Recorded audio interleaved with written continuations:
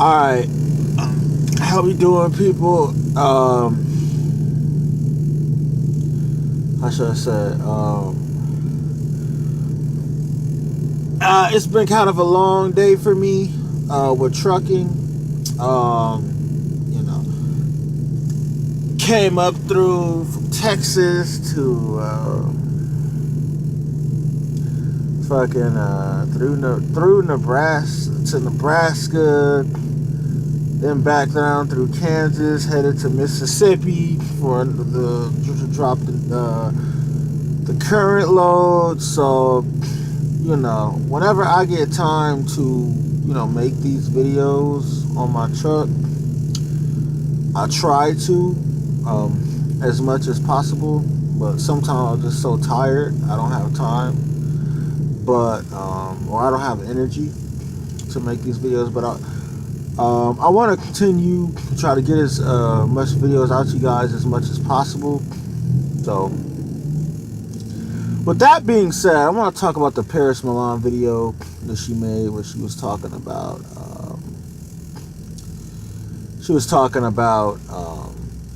you know, the whole strong, independent thing. She's right. She was basically saying that you know, black women, they have this stereotype of being strong and independent, you know, but that stereotype, damn, I just clicked the wrong thing. Okay, but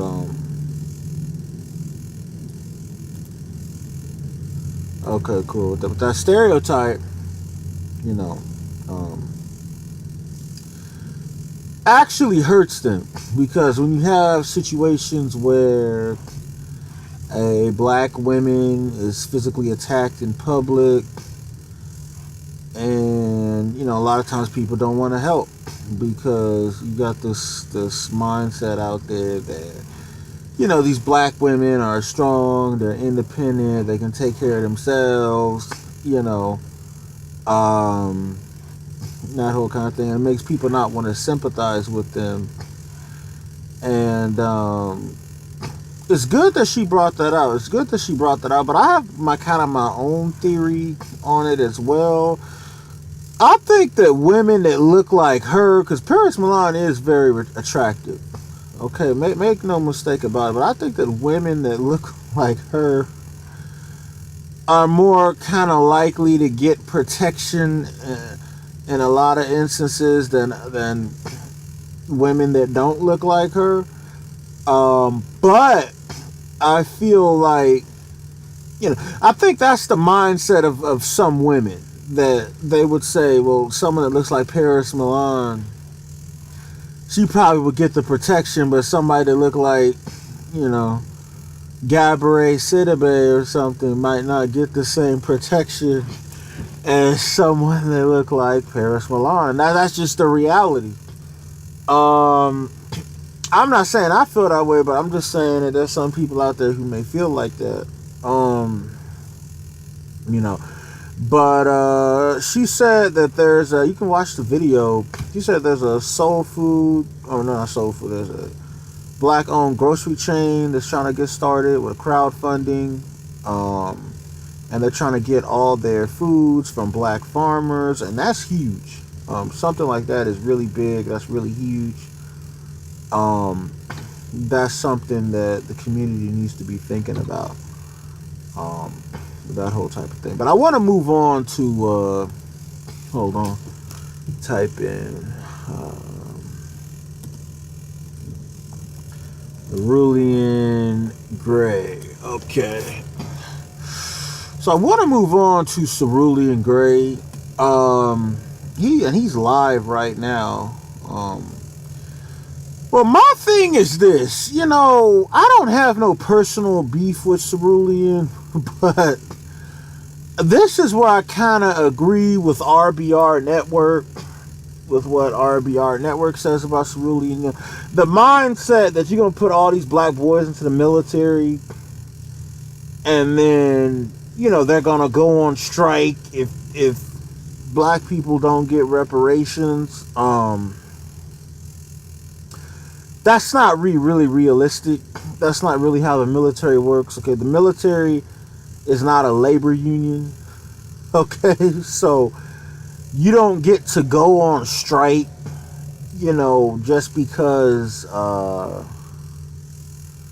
you don't like the way things are going or that kind of thing. If you do that in the military, that's considered insubordination. It can also be considered treason, and you can be imprisoned or executed for that.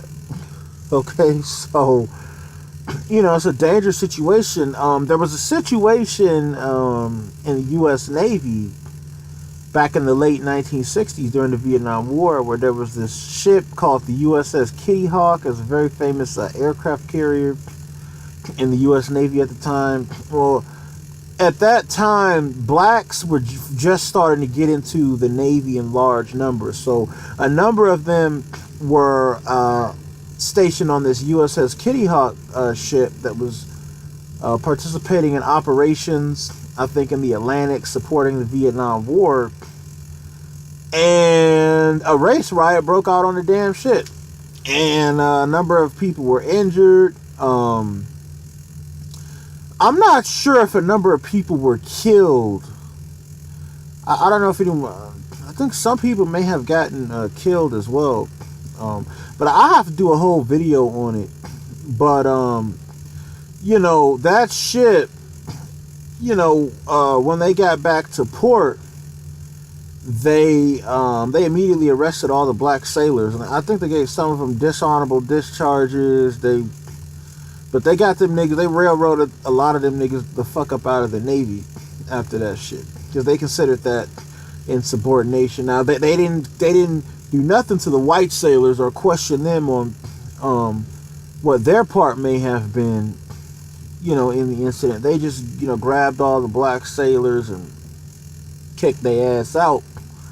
So, yeah, they can punish you in mass in the military. Okay, so you're going to put all these black boys in the military and tell them to be insubordinate.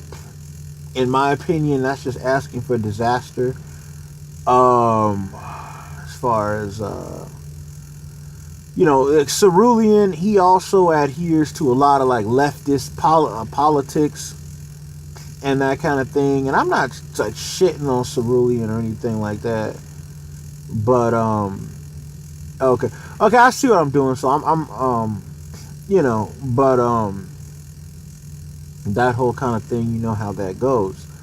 Okay, but, and then everything on his channel is always told from like a left-wing perspective. I feel a lot of times, that's just kind of how I feel. That's why I have gradually distanced myself from Cerulean. I supported him a lot when his channel first came out, but then once I started, he was pushing the leftist agenda and that whole type of thing. I kind of got turned off. And, then a lot of the same sycophants that were around BGS were around him, and that turned me off even further.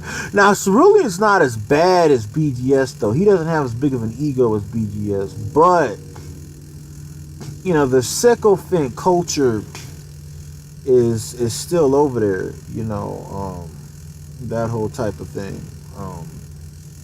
and what have you. But, I'll go ahead and move on. I'll talk about this guy here. I don't want to watch this video that's on his channel. The Angry Man. Let me see how many. I'll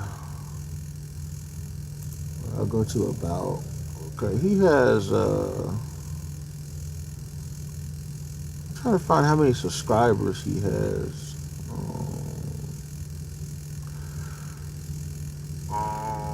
He has a lot of views. Hold on, go home.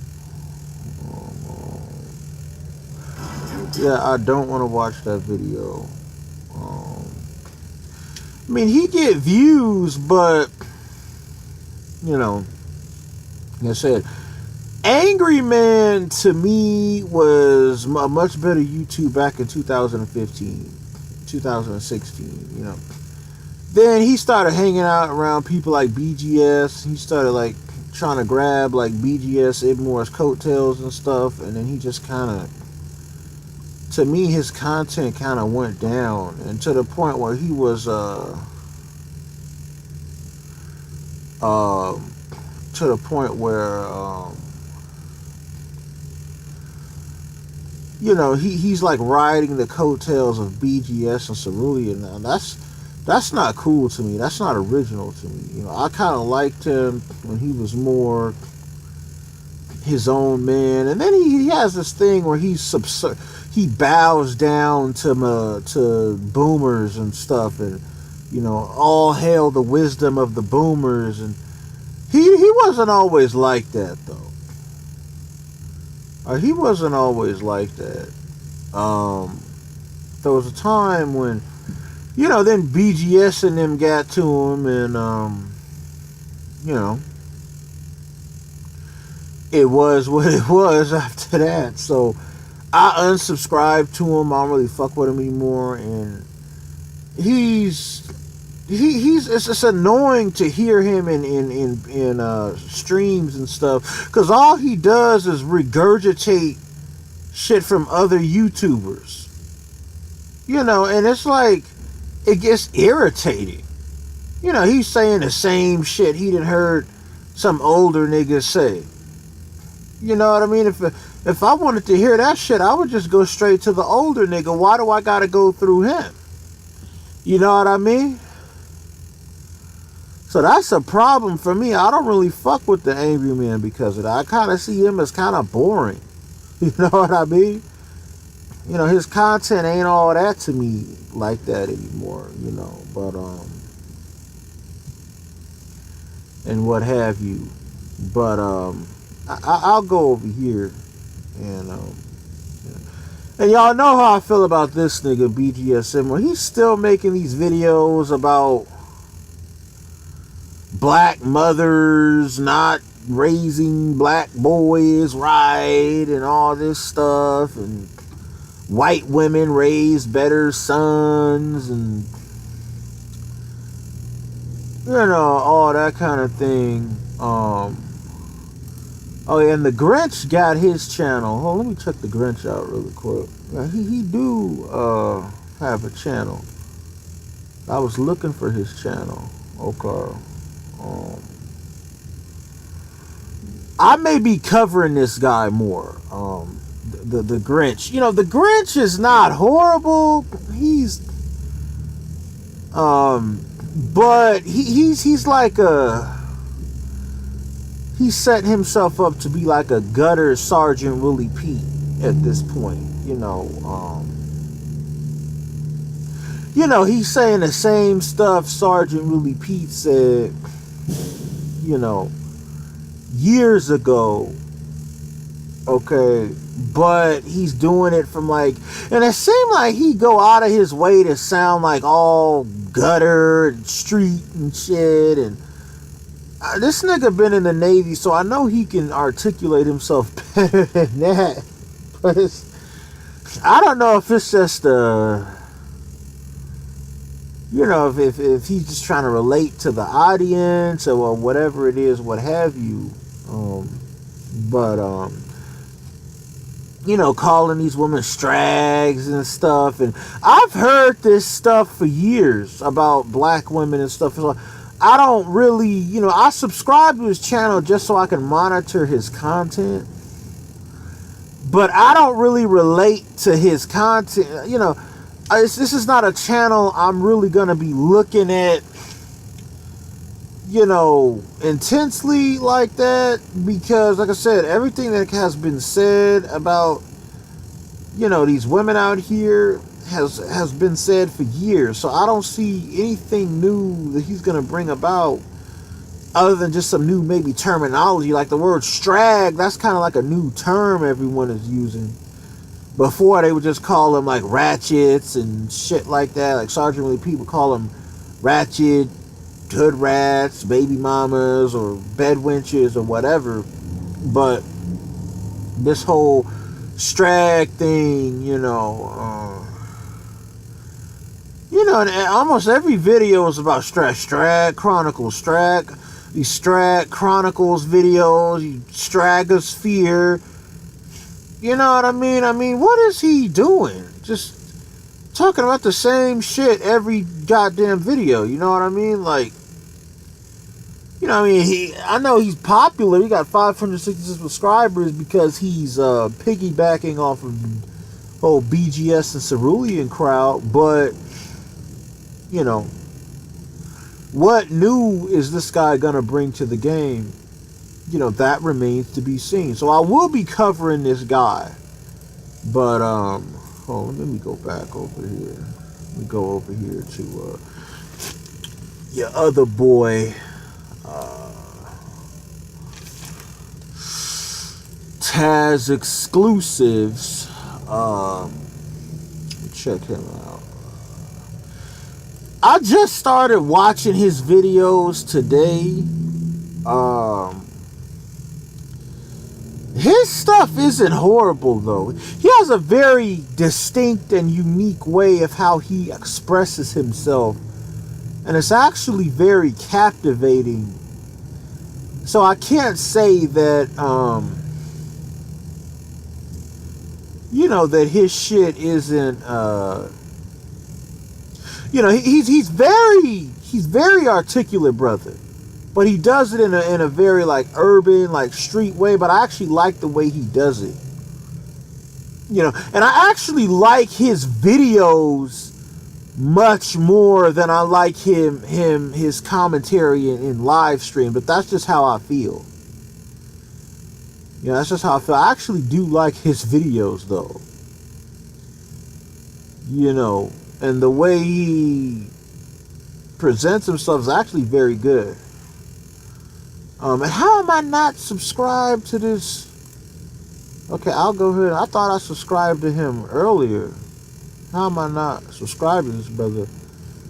But I've even sparred with him in Hangouts and stuff, but on a couple of points. But I do like his channel, though. That whole type of thing.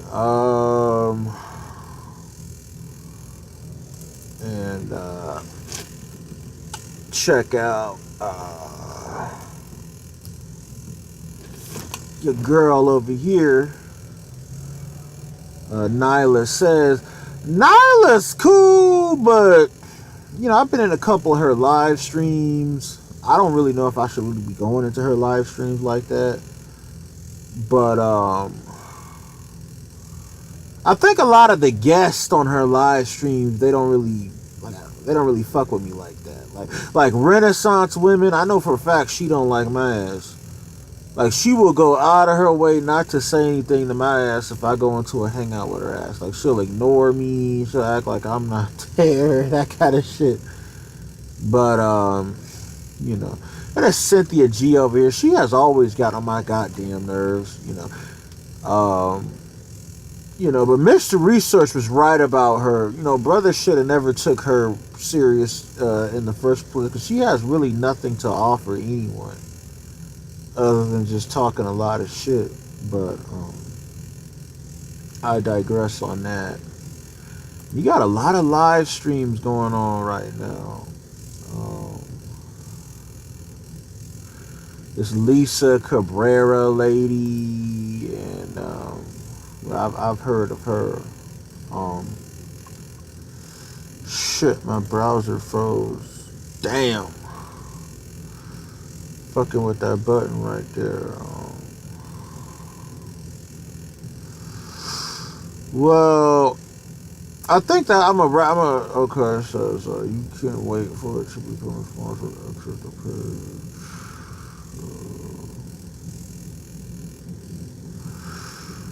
I'm gonna end it right there, though, for today. Y'all have a good one. Let me know what y'all think. Stay tuned.